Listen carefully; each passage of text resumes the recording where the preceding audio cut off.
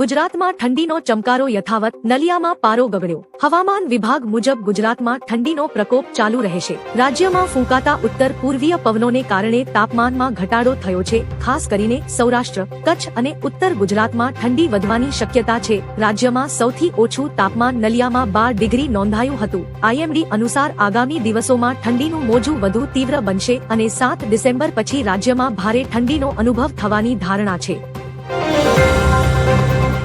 રશિયનો માટે ભારતના મફત વિઝા. પીએમ મોદીએ જાહેરાત કરી છે કે ભારત રશિયન પ્રવાસીઓ માટે ઈ-વિઝા સુવિધાઓ પ્રદાન કરશે. રશિયન નાગરિકોને 30 દિવસ માટેના આ વિઝા સંપૂર્ણપણે ફ્રી રહેશે. પ્રધાનમંત્રીએ જણાવ્યું હતું કે વિઝા પ્રક્રિયા ઝડપથી પૂર્ણ થશે, જેનાથી ભારતની મુસાફરી કરવી વધુ સરળ બનશે. ટૂંક સમયમાં જ ઈ-ટુરિસ્ટ વિઝા અને ગ્રુપ ટુરિસ્ટ વિઝા સેવાઓ પણ લાગુ કરવામાં આવશે, જેનાથી બંને દેશો વચ્ચે પ્રવાસન વધશે.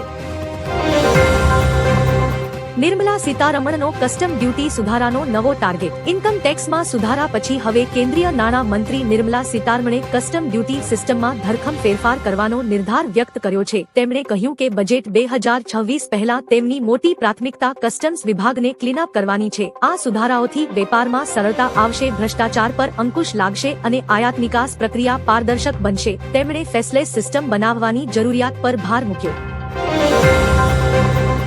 ફરીવાર ગુજરાતનો ડંકો વાગ્યો. ગુજરાતે ફરી સાબિત કર્યું કે તે ભારતનું સાચું ગ્રોથ એન્જિન છે. માથાદીઠ આવક પહેલીવાર 3 લાખને પાર થઈ ગયો છે. 2012-13 થી 2023-24 દરમિયાન 8.2% વાસ્તવિક વૃદ્ધિ દર જાળવી 10 લાખ કરોડથી વધુ અર્થતંત્રવાળા રાજ્યોમાં સર્વોચ્ચ સ્થાન મેળવ્યું હતું. કર્ણાટક અને તમિલનાડુ કરતા આગળ છે. ઔદ્યોગિક આધાર, ઉત્તમ માળખું અને રોકાણ મૈત્રીપૂર્ણ નીતિઓએ ગુજરાતને વિકાસનો અનોખો માર્ગ આપ્યો છે. બનાસ ડેરીમાં અમિત શાહે બાયો સીએનજી પ્લાન્ટનું લોકાર્પણ કર્યું. કેન્દ્રીય ગૃહ અને સહકાર મંત્રી અમિત શાહે બનાસ ડેરીના સણાદર પ્લાન્ટ ખાતે નવનિર્મિત બાયો સીએનજી અને ફર્ટિલાઇઝર પ્લાન્ટનું લોકાર્પણ કર્યું. આ સાથે તેમણે 150 ટનના પાવડર પ્લાન્ટનું ખાતમુહૂર્ત પણ કર્યું. અમિત શાહે જણાવ્યું કે બનાસની માતા બહેનોએ 24,000 કરોડની કંપની બનાવીને ગુજરાતના વિકાસને વેગ આપ્યો છે. તેમણે આત્મનિર્ભર બનવાનો સંદેશ આપતા કહ્યું કે શું બનાવવું તેની યાદી તેઓ આપીને જશે. અંબાલાલની ભયાનક માઠાની આગાહી. હવામાન નિષ્ણાત અંબાલાલ પટેલની આગાહી મુજબ ગુજરાતમાં બેવડી ઋતુનો અનુભવ થશે. આગામી આજથી 8 ડિસેમ્બર દરમિયાન રાજ્યમાં ઠંડીનું જોર વધવાની શક્યતા છે. જો કે ખેડૂતો માટે ચિંતાજનક સમાચાર એ છે કે 18 થી 24 ડિસેમ્બર દરમિયાન બંગાળના ઉપસાગર અને અરબ સાગરમાં થતી હલચલને કારણે રાજ્યમાં માવઠાનું સંકટ તોડાઈ રહ્યું છે. ઉત્તર ગુજરાત, દક્ષિણ ગુજરાત અને સૌરાષ્ટ્રના કેટલાક વિસ્તારોમાં વરસાદ વરસી શકે છે.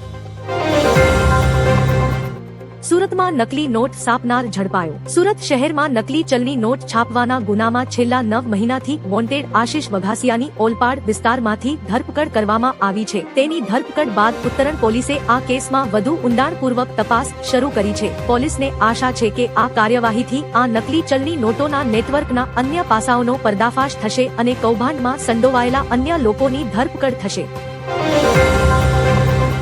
1 ડિગ્રી સાથે રાજસ્થાનનું સિકર શ્રીનગર કરતા પણ ઠંડુ. પહાડી વિસ્તારોમાંથી આવતી બર્ફીલી હવાઓના કારણે ઉત્તર ભારતમાં હાડ થીજાવતી ઠંડી પડી રહી છે. રાજસ્થાનના સિકરમાં લઘુત્તમ તાપમાન માત્ર 1 ડિગ્રી નોંધાયું, જે જમ્મુ કાશ્મીરના શ્રીનગર કરતા પણ ઓછું હતું. હવામાન વિભાગે સિકર, ચુરુ અને ઝુંઝુનુ જિલ્લામાં કોલ્ડવેવની આગાહી કરી છે. દરમિયાન મધ્યપ્રદેશના 9 શહેરોમાં પારો 10 ડિગ્રીથી નીચે ગયો છે. હિમાચલ પ્રદેશ અને ઉત્તરાખંડમાં વરસાદ અને હિમવર્ષાનું એલર્ટ છે.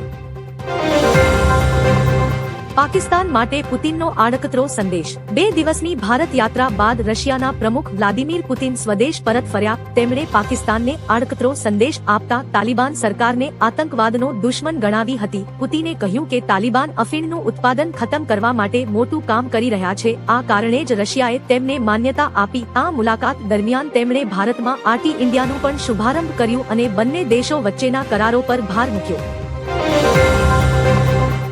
બાબરી મસ્જિદનો શિલાન્યાસ થઈ ગયો. પશ્ચિમ બંગાળના મુર્શિદાબાદના બેલડાંગામાં 6 ડિસેમ્બરના રોજ ટીએમસીના હાંકી કાઢેલા ધારાસભ્ય હુમાયુ કબીરે બાબરી મસ્જિદનો શિલાન્યાસ કર્યો. નવી બાબરી મસ્જિદનો શિલાન્યાસ સમારોહ 150 ફૂટ લાંબા અને 80 ફૂટ પહોળા ભવ્ય સ્ટેજ, હજારો લોકોની ભીડ અને કુરાનમાંથી પાઠ વચ્ચે યોજાયો હતો. સમર્થકો અલ્લાહુ અકબરના નારા લગાવતા ઈંટો લઈને પહોંચ્યા. સ્ટેજ પરથી બાબરી મસ્જિદ જિંદાબાદના નારા પણ લાગ્યા. વાયરસના હુમલાનો ખતરો, ઓટીપી વગર પણ ખાતામાંથી પૈસા કપાઈ જશે. Android banking malware tracker firm Cleafy એ યુઝર્સને આ વાયરસ વિશે ચેતવણી આપી છે. આ માલવેર સાયબર ગુનેગારોમાં ખૂબ જ લોકપ્રિય છે. તેને ડાર્ક વેબ દ્વારા વેચવામાં આવી રહ્યો છે, જેથી વધુને વધુ લોકોને નિશાન બનાવી શકાય. સંશોધકોએ દાવો કર્યો છે કે આ ટ્રોજનને માલવેર એઝ એ સર્વિસ તરીકે વેચવામાં આવી રહ્યો છે. આ મોડેલ સાયબર ગુનેગારોને બેંક ખાતા ખાલી કરવામાં મદદ કરી રહ્યું છે. બાબરી મસ્જિદ પર ઓવૈસીનું મોટું નિવેદન. એઆઈએમઆઈએમના વડા અસદુદ્દીન ઓવૈસીએ બાબરી મસ્જિદ મુદ્દે મોટું નિવેદન આપ્યું છે. તેમણે કહ્યું કે જ્યાં સુધી દુનિયા અસ્તિત્વમાં છે ત્યાં સુધી તેઓ બાબરી મસ્જિદ વિશે વાત કરતા રહેશે. ઉલ્લેખનીય છે કે આજે પશ્ચિમ બંગાળના મુર્શિદાબાદમાં ટીએમસીના સસ્પેન્ડેડ ધારાસભ્ય હુમાયુ કબીરે બાબરી મસ્જિદનો શિલાન્યાસ કર્યો હતો. ઓવૈસીના નિવેદનથી આ વિવાદાસ્પદ મુદ્દા પર રાજકીય ગરમાવો વધી ગયો છે. હર્ષ સંઘવી પટાવાળા કે ડ્રાઈવર સાથે ડિબેટ કરે. વડગામના ધારાસભ્ય જિગ્નેશ મેવાણીએ પાલનપુરમાં ડીવાયસીએમ હર્ષ સંઘવીને દારૂ ડ્રગ્સના મુદ્દે ખુલ્લો પડકાર ફેંક્યો છે. મેવાણીએ આરોપ લગાવ્યો કે સંઘવી તેમના વિસ્તારમાં આવીને પણ દારૂ જુગાર બંધ કરાવવાનું વચન ન આપ્યું. મેવાણીએ સંઘવીને તેમની સાથે જાહેરમાં ડિબેટ કરવાની ચેલેન્જ આપી અને કટાક્ષમાં કહ્યું કે જો તેમનામાં તાકાત ન હોય તો તે પોતાના પટાવાળા કે ડ્રાઈવર સાથે ડિબેટ કરે.